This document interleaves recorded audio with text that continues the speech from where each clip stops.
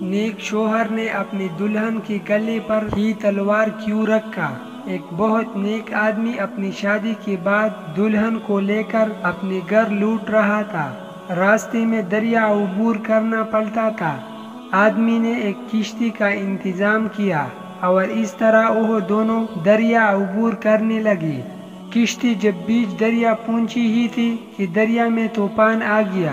اس صورتحال میں دلہن کا خوف سے برا حال ہو گیا، لیکن آدمی ایسے اطمینان سے بیٹھا رہا جیسے کچھ غیر معمولی نہیں ہو رہا ہو۔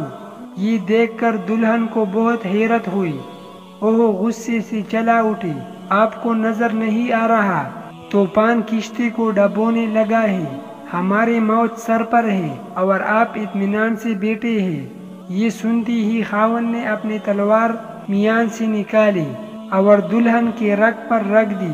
دلہن یہ دیکھ کر ہنس پڑی اور بولی، یہ کیسا مذاق ہے؟ خاوند نے پوچھا، کیا آپ ابھی موت سے خوفزدہ نہیں ہو رہے ہو؟ کیا آپ کو نہیں لگ رہا کہ میں آپ کا گلا کاٹ دوں گا؟ یہ سن کر بیوی بولی، مجھے آپ پر اور آپ کے محبت پر اعتماد ہے۔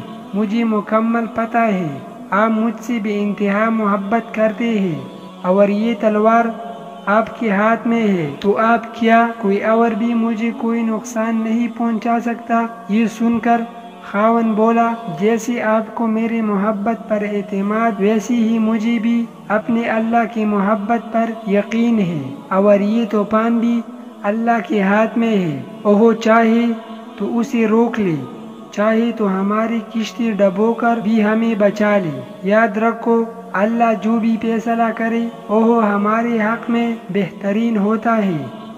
وظننت أنا أني بذلك حزت غنى فوجدت أني خاسر فتلك مظاهر